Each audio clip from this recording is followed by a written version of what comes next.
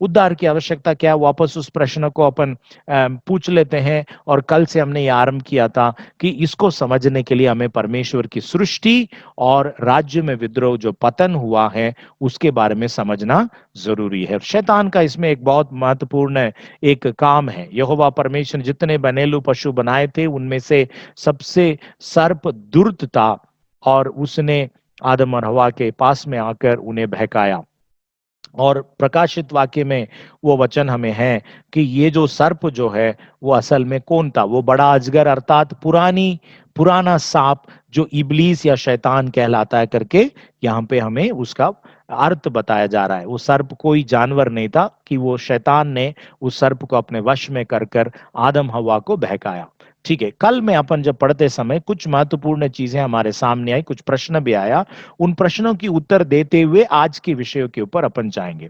समझ लीजिए वचन में यह लिखा है, एक मनुष्य मतलब आदम आदम के अपराध के द्वारा पाप जगत में आया और पाप के कारण मृत्यु आई। और मृत्यु आई जिसके वजह से हम कह सकते हैं सब ने पाप किया, क्योंकि आज इस संसार में जितने भी लोग रहते हैं सभी लोगों के ऊपर मृत्यु अपने प्रभुता को करता है। प्रत्येक इंसान जो जन्म लेता है उसको एक दिन मरना है। और ये मृत्यु कैसे आई, मतलब शुरुआत में ही परमेश्वर ने मृत्यु को बनाया था क्या? नहीं, ये आई कि आदम के अपराध के द्वारा, आदम के अपराध के कारण पाप जगत में आया और पाप के जो असर है या परिणाम है मृत्यु है। ठीक है, ये वचन में अपन ये भी पढ़ते हैं कि कई लोग जो थे आदम जैसे अपराध उन्होंने नहीं किया, इसलिए इज नॉट इक्वल टू चिन्ह है, वो एक दूसरे के समानता में नहीं है। आदम के अपराध, जिन्होंने उस आदम के अपराध की नाई पाप न किया, ये दोनों जो है अलग अलग स्थिति है। आदम की जैसे अपराध जिन्होंने किया है, जिन्होंने नहीं किया है, और आदम जो अपराध किया था, अपराध और पाप दोनों अलग अलग है करके हमने कल भी देख लिया है। आपकी जो जानकारी के लिए मैं कहना चाहता हूं, नया नियम में केवल आपको पाप के लिए 33 शब्द का वर्णन है। 33 words are used to describe sin in the New Testament. So आज अपन सारे शब्दों को नहीं पढ़ेंगे, केवल 2 शब्द आपके लिए मैं उसी वचन से, जो वचन अपन पहले पढ़े उस आदम के अपराध के विषय में जो बताया गया है, उसका 2 सिर्फ पाप के लिए उपयोग या शब्द को मैं इस्तेमाल करूंगा। आदम की अपराध करके जो शब्द, अपराध करके जो है अंग्रेजी में आपको ट्रेसपास या ट्रांसग्रेशन ऐसा करके शब्द मिलता है। यह है पैराबैसिस। ये पैराबैसिस का अर्थ है कि वायलेशन और ब्रेकिंग अ रूल, एक नियम को या जो प्रतिबंध रखा हुआ चीज है उसको तोड़ना। और दूसरा शब्द है जो पाप, सबने पाप किया, वहां पे पाप करके जो शब्द है वहां पर ये जो हैमेटेनो या हमेशियो करके ये ग्रीक शब्द से आया हुआ है जिसका अर्थ है टू मिस द मार्क, मतलब जो निशाने को खो देना। जैसे कि एक तीर मारने वाला, उस निशाना यदि उसका चूक गया तो उस वक्त उसका जो एक्सप्रेशन रहता है मिसिंग द मार्क। तो ये दोनों अलग अलग रीति में पवित्र शास्त्र में खास करके नया नियम में इस्तेमाल हुआ। देख लीजिए आप, तो आदम के साथ में जब उपयोग करते समय सिन या अपराध करके जो शब्द है, इट इज वायलेशन, मतलब जो नियम रखा हुआ है नियम को तोड़ना। परंतु मिसिंग द मार्क मतलब उनके सामने जो चीज उनको करना चाहिए उसको उन्होंने कर नहीं पाए, तो वो पाप करके वो शब्द के द्वारा यहां पर उपयोग किया गया है। दोनों दोनों में फर्क को आप समझ लीजिएगा। ठीक है, पहला कुरिन्थियों 15वां अध्याय 56 वचन में हमने ये पढ़ा था कल, आज फिर से मैं उसको पढ़ रहा हूं। हे मृत्यु तेरा डंक कहाँ रहा?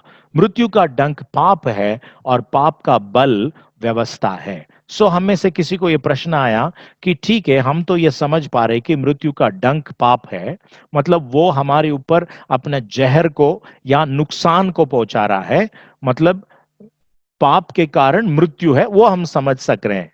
परंतु what about the next statement, the strength और the power is from the law, मतलब पाप का बल व्यवस्था है, मतलब पाप व्यवस्था के द्वारा आ रहा है क्या? तो इसका इस जवाब को अपन देख लेंगे, क्योंकि ये संदेह जरूर बाइबल को पढ़ते समय में आपके मन में आ सकता है। पाप का बल व्यवस्था है, तो इसमें 2 शब्द मैं आपके लिए यूनानी मूल भाषा में से बताना चाहूंगा। एक है जो बल, वो है फोर्स। डूनामिस करके एक शब्द है।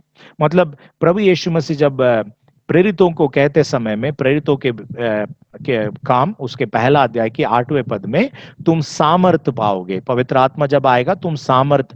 द वर्ड पावर मतलब सामर्थ करके जो शब्द है वो डूनामिस है। तो यहां पर भी वही शब्द इस्तेमाल हुआ है, पावर है, फोर्स है, एक शक्ति है। और जो व्यवस्था करके बताया गया है वो नॉमस। नॉमस बहुत ही सिंपल साधारण शब्द है, जहां पर ये कईयों जगहों पे इस्तेमाल किया जाता है। इसका सिंपल मीनिंग, लिटरल मीनिंग है टू पार्सल आउट, या उसका दूसरा शब्द है कानून।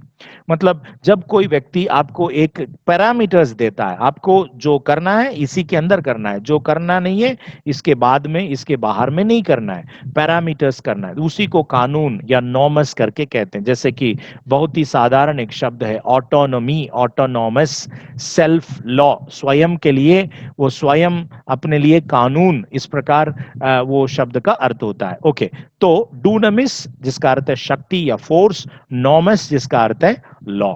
मतलब हम क्या देख रहे हैं कि पाप का बल व्यवस्था है। मतलब व्यवस्था, कानून ने पाप को बल दिया है क्या? मतलब परमेश्वर ने जो व्यवस्था दिया उसके कारण पाप को ताकत मिल गया, ये विचार नहीं है। थोड़ा मेरे साथ में आप इसको अच्छी तरह से समझने के लिए आप अपना पूरा ध्यान यहां पर दीजिएगा।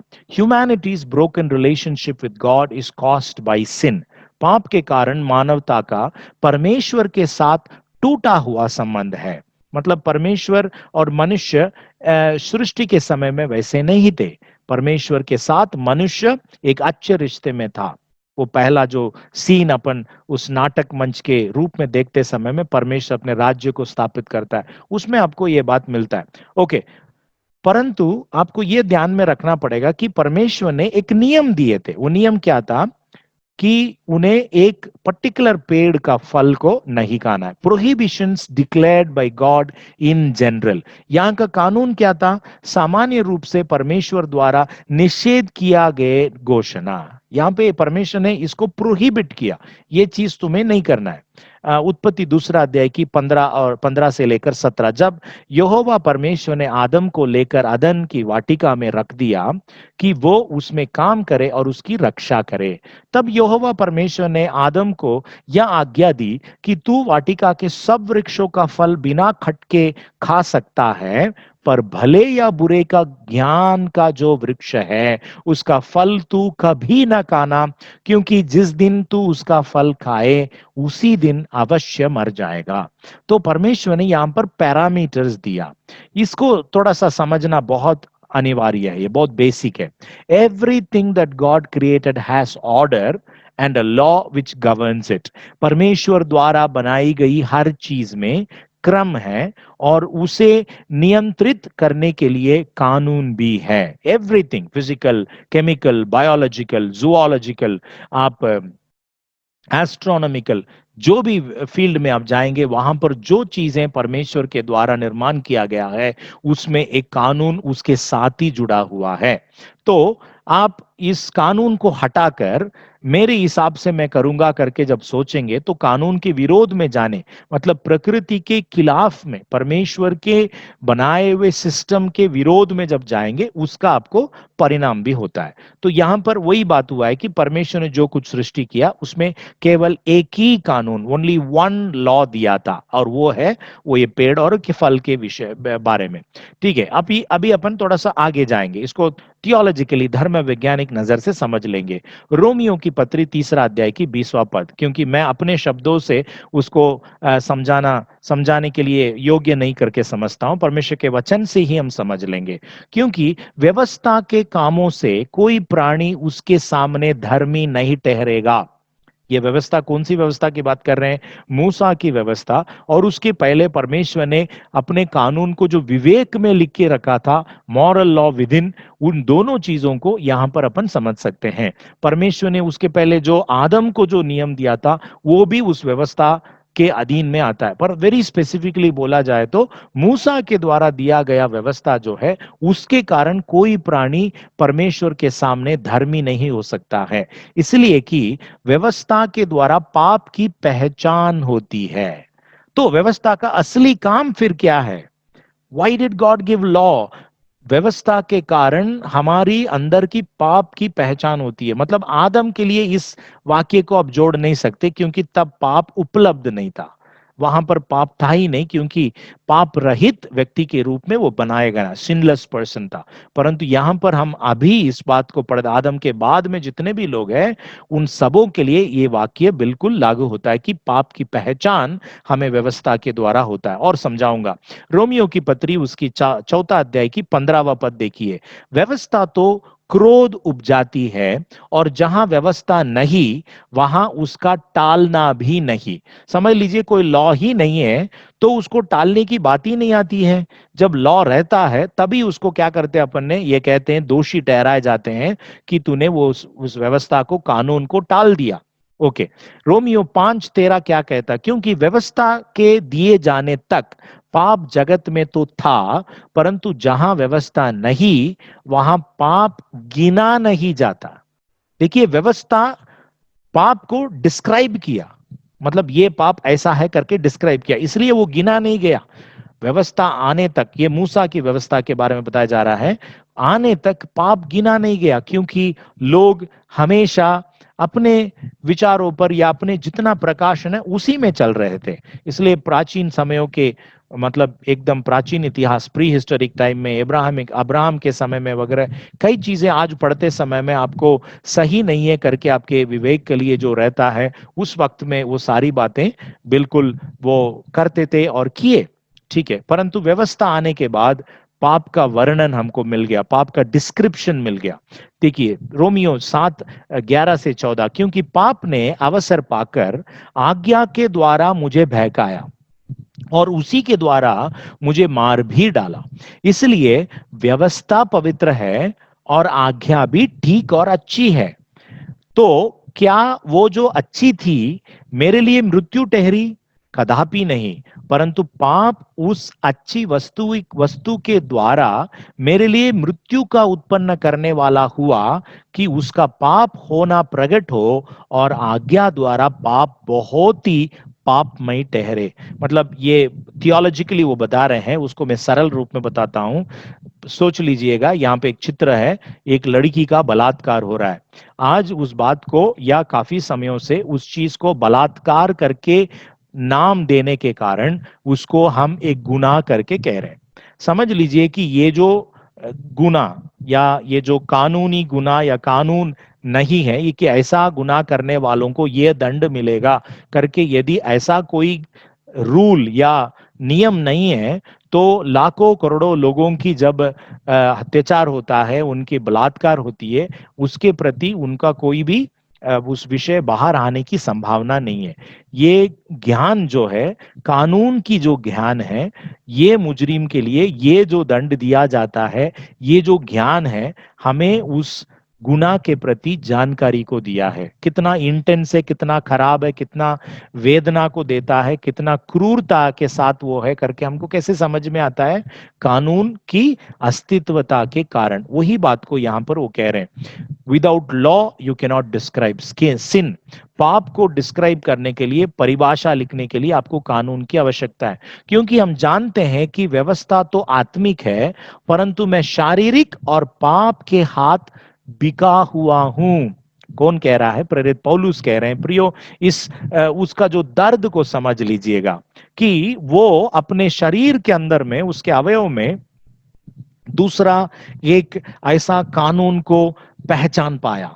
वो पहचान, उस कानून कौन सा था? यही है वो, कि पाप का जो कानून है, पाप का जो व्यवस्था है, वो कहता है कि मैं शारीरिक और पाप के हाथ बिका चुका हूं। ये मेरे चॉइस से नहीं, मतलब आदम से जितने भी लोग जन्मे, वो सब लोग उस पाप के अधीन में रहते हैं। ध्यान दीजिए इस पर। अभी मैं एक तुलना आपको करना चाहता हूं कि देखिए, प्रथम आदम और आखिरी आदम, मतलब प्रभु यीशु मसीह, दूसरा आदम। पहला कुरिन्थियों की 15वां अध्याय में इस प्रकार का तुलना प्रेरित पौलुस ही कहते हैं, हम लोग नहीं बोल रहे हैं, प्रेरित पौलुस का वर्णन है। वो क्या कहते हैं? ऐसा ही लिखा भी है कि प्रथम मनुष्य अर्थात आदम जीवित प्राणी बना। उसका जो जन्म कैसा हुआ करके हम पढ़ सकते हैं। और प्रभु यीशु मसीह जो दूसरे आदम है या आखिरी आदम है, या क्या लिखा है उसी वचन में, और अंतिम आदम जीवनदायक आत्मा बना। मतलब दोनों में फर्क है कि मिट्टी में से उसको जीवित प्राणी के रूप में, जीवित व्यक्ति के रूप में बनाया गया, और प्रभु यीशु मसीह बनाया नहीं गया, वो जन्म लिया। इस बात को हम देखते हैं। देख, दोनों में कुछ मेल जुल है। मतलब जैसा कि आदम सृष्टि के समय में वो पाप रहित था। मतलब पहला कुरिन्थियों की 15वां अध्याय की 47वां वचन, प्रथम मनुष्य धरती से अर्थात मिट्टी का था, उत्पत्ति 2:7 में। और यहोवा परमेश्वर ने आदम को भूमि की मिट्टी से रचा और उसके नथनों में जीवन का श्वास फूंक दिया और आदम जीवता प्राणी बन गया। मतलब वो पवित्र व्यक्ति था, उसके अंदर कोई कलंक नहीं था। प्रभु यीशु मसीह की जो जन्म के बारे में हम क्या पढ़ते हैं, दूसरा मनुष्य स्वर्गीय है। ये बहुत महत्वपूर्ण है। ये धरती का है और वो स्वर्गीय है। यूहन्ना 1:1 और 1:14, आदि में वचन था और वचन परमेश्वर के साथ था और वचन परमेश्वर था, और वचन देहधारी हुआ और अनुग्रह और सच्चाई से परिपूर्ण होकर हमारे बीच में डेरा किया, और हमने उसकी ऐसी महिमा देखी जैसे पिता के एकलौते की महिमा। दूसरा है image of God and image of the father. प्रेरित मतलब उत्पत्ति में हम पढ़ते हैं कि उत्पत्ति 1:27 में, तब परमेश्वर ने मनुष्य को अपने स्वरूप के अनुसार उत्पन्न किया, नर और नारी करके उसने मनुष्यों की सृष्टि की। यीशु मसीह के बारे में क्या बताया गया, कुलुसियों 1:15, वो तो अदृश्य परमेश्वर का प्रतिरूप। यीशु स्वयं कहते हैं यूहन्ना 14:9 में, जिसने मुझे देखा है उसने पिता को देखा है। इमेज ऑफ द फादर, यहाँ पे इमेज ऑफ गॉड परमेश्वर के रूप में और इमेज पिता के रूप में। ठीक है, ये जो प्रथम आदम ने क्या किया, रोमियो 5:14 में, आदम के अपराध, अभी अपन वही चीज को पढ़ी रहे हैं। और 17वां पद, एक मनुष्य के अपराध के कारण मृत्यु ने उस एक ही के द्वारा राज्य किया। एक ही व्यक्ति ने किया और उसके द्वारा मृत्यु राज्य करना शुरू कर दिया। 18वां पद 5:18, जैसा एक अपराध सब मनुष्यों के लिए दंड की आज्ञा का कारण हुआ। एक मनुष्य का अपराध, आदम के अपराध। मतलब इसलिए आपको समझना है, अपराध और पाप दोनों सेम नहीं है। अपराध पाप के पहले की जो स्थिति है जो आदम ने किया था, परंतु यीशु की जब तुलना करते हैं, फिलिपियों 2:8 में लिखा है, और मनुष्य के रूप में प्रकट होकर अपने आप को दीन किया और यहां तक आज्ञाकारी रहा कि मृत्यु, हाँ, क्रूस की मृत्यु भी सह ली। यहां पे उसने आज्ञा पालन नहीं किया, वो अपराध किया, परंतु यहां पर आज्ञा को पालन करके इतना आज्ञाकारी रहा कि मृत्यु, क्रूस की मृत्यु भी सह लिया करके कहता है। ये व्यक्ति के आज्ञा तोड़ने के कारण, परमेश्वर के विरोध में अपराध करने के कारण मृत्यु को लाया पर प्रथम आदम। देखिए रोमियो 5:12, इसलिए जैसा एक मनुष्य के द्वारा पाप जगत में आया और पाप के द्वारा मृत्यु आई, और इस रीति से मृत्यु सब मनुष्यों में फैल गई, इसलिए कि सब ने पाप किया है। परंतु प्रभु यीशु मसीह जो दूसरा आदम है, रोमियो की पत्री 5वां अध्याय के 17वां 18वां पद में, वे एक मनुष्य के अर्थात यीशु मसीह के द्वारा अवश्य ही अनंत जीवन में राज्य करेंगे। वैसा ही एक धर्म का काम भी सब मनुष्यों के लिए जीवन के निमित्त धर्मी ठहराए जाने का कारण हुआ करके हम यीशु मसीह के जीवन से पढ़ते हैं। देखिए, आदम के अपराध के कारण श्राप आई, प्रभु यीशु मसीह के आज्ञाकारी के कारण वो स्वयं श्राप बनकर हमारे लिए आशीष को प्रदान किया। उत्पत्ति 3 अध्याय की 17-18 पद देखिए, इसलिए भूमि तेरे कारण शापित है, तू उसकी उपज जीवन भर दुख के साथ खाया करेगा, और वो तेरे लिए कांटे और ऊंट कटारे उगाएगी और तू खेत की उपज खाएगा।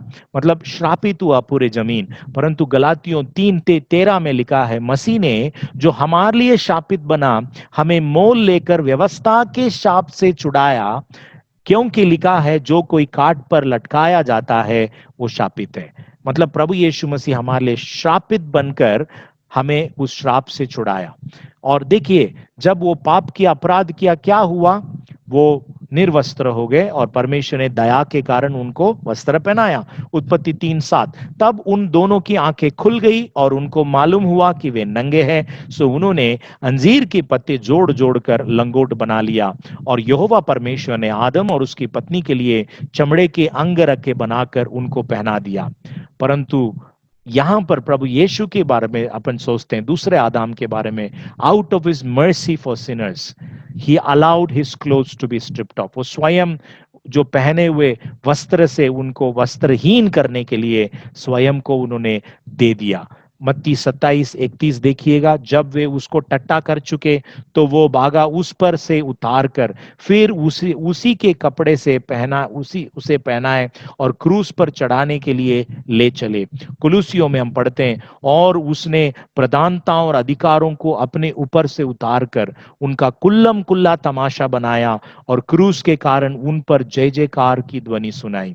असल में अपन क्रूस के जो इतिहास के बारे में पढ़ते हैं कि क्रूस पे जो लटकाए जाते हैं वो निर्वस्त्र रहते हैं। प्रभु यीशु मसीह जब निर्वस्त्र हुए तो उन्होंने हमारे ऊपर की दया के कारण उन्होंने अपने आप को इतना दीन किया। ओके, यूहन्ना 17:4। क्या अपन ये कह सकते हैं हमारे पापों के लिए प्रभु यीशु मसीह अपने प्राण को दे दिया, यही उनका केंद्र मकसद था? नहीं है प्रियो, वो एक मकसद था, परंतु बड़ा मकसद यह था, जो काम तूने मुझे करने को दिया था उसे पूरा करके मैंने पृथ्वी पर तेरी महिमा की है। प्रभु यीशु मसीह पिता को महिमा देने के लिए स्वयं को उस स्थिति में डाल दिया। तो अपन पाप यहां प्रश्न पूछेंगे, क्या काम है, कौन सा काम है वो? लूका 19:10 यीशु कहते हैं, क्योंकि मनुष्य का पुत्र खोए हुओं को ढूंढने और उनको उद्धार करने आया है। मत्ती 9:13 में, क्योंकि मैं धर्मियों को नहीं परंतु पापियों को बुलाने आया हूं। मरकुस 10:45, क्योंकि मनुष्य का पुत्र इसलिए नहीं आया कि उसकी सेवा अहल की जाए, परंतु इसलिए आया कि आप सेवा टहल करे और बहुतों की चुड़ौती के लिए अपना प्राण दे। देख लीजिए, प्रभु यीशु मसीह का मकसद यहाँ हमको साफ रीति से पता चल रहा है। और यूहन्ना इसके बारे में बहुत बाद में लिखते हैं, पहला यूहन्ना 3:8 में, जो कोई पाप करता है वो शैतान की ओर से है, क्योंकि शैतान आरंभ ही से पाप करता आया है। परमेश्वर का पुत्र इसलिए प्रकट हुआ कि शैतान की कामों का नाश करे। तो प्रभु यीशु मसीह इन सारी चीजों को करने के लिए इस पृथ्वी पर आए और ये सारा काम करके उन्होंने पिता को महिमा दिया। तो फिर से प्रश्न अपन पूछेंगे, उद्धार का आवश्यकता क्या है? देखिए, ये बहुत ही प्यारा एक वाक्य है रोमियो 5:6 में, क्योंकि जब हम निर्बल ही थे तो मसीह ठीक समय पर भक्तिहीनों के लिए मरा। यहां पर प्रेरित पौलुस हमारी स्थिति को यहां प्रकट कर रहे हैं, क्योंकि ये कहते हैं कि निर्बल रहते समय, भक्तिहीन रहते समय मसीह हमारे लिए मरा। 5:8 में, परंतु परमेश्वर हम पर अपनी प्रेम की भलाई इस रीति से प्रकट करता है कि जब हम पापी ही थे तभी मसीह हमारे लिए मरा। मतलब निर्बल थे, भक्तिहीन थे, पापी ही थे। 10वां पद, क्योंकि बैरी होने की दशा में तो उसके पुत्र की मृत्यु के द्वारा हमारा मेल परमेश्वर के साथ हुआ है। मतलब निर्बल, भक्तिहीन, पापी, बैरी, किसी भी रीति से परमेश्वर के साथ हम खड़े भी नहीं रह सकते, उसके साथ संगति नहीं कर सकते, वो हमें अपने संतान करके स्वीकार नहीं कर सकता है। ऐसी स्थिति में रहते समय मसीह हमारे लिए, हमारे पापों के लिए मरकर परमेश्वर पिता को तो महिमा दिया, परंतु हमें परमेश्वर के साथ मेल मिलाप किया। ये बहुत महत्वपूर्ण है। तो अगला प्रश्न इसके कारण निर्माण होता है, जब हम जान लिए कि उद्धार, हमें क्यों उद्धार पाना चाहिए, उद्धार की आवश्यकता क्या है? उद्धार की आवश्यकता इसलिए कि हम सब पापी है परमेश्वर के नजर में। इस संसार में कोई व्यक्ति कह नहीं सकता है कि मैं पापी नहीं हूं, क्योंकि यदि हम मानते हैं कि आदम से सब लोग आए तो उसका मतलब यह होता है कि मनुष्य में कोई भेदभाव नहीं है, और इसमें भी भेदभाव नहीं है कि आदम के वंश होने के नाते हम सब ने पाप किया है परमेश्वर के नजर में।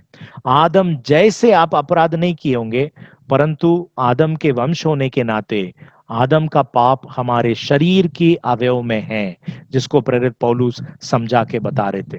तो व्यवस्था उसको बल नहीं दे रहा है, परंतु व्यवस्था के कारण हमको समझ आई है पाप कितना क्रूर है, कितना गंदा है, कितना काला है, कितना भयंकर है और कितना परमेश्वर उसको देकर नफरत करता है।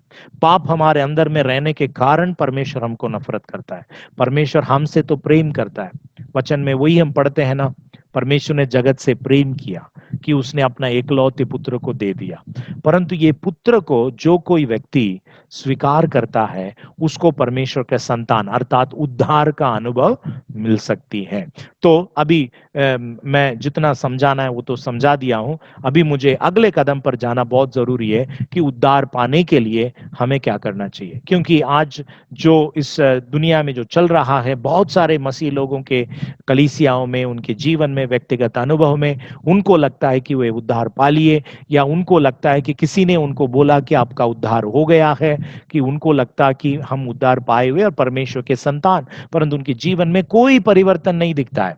पुराने जीवन यीशु को ग्रहण करने के पहले का जो समय से लेकर अभी तक कोई फर्क ही नहीं है। थोड़ा थोड़ा बीच बीच में उनको बुरा लगता है बस। परंतु असली उद्धार कैसा होता है, उसके लिए हमें क्या करना पड़ेगा? उसने तो अपना काम कर दिया, क्रूस पर अपना काम कर दिया, पिता ने अपना काम कर दिया, उसने अपने एकलौते को हमारे लिए बलिदान के रूप में दे दिया। परंतु हमें क्या करना पड़ेगा उस उद्धार को प्राप्त करने के लिए? उसको हम कल देखेंगे। परमेश्वर हमको मदद करे। आइए प्रार्थना करेंगे।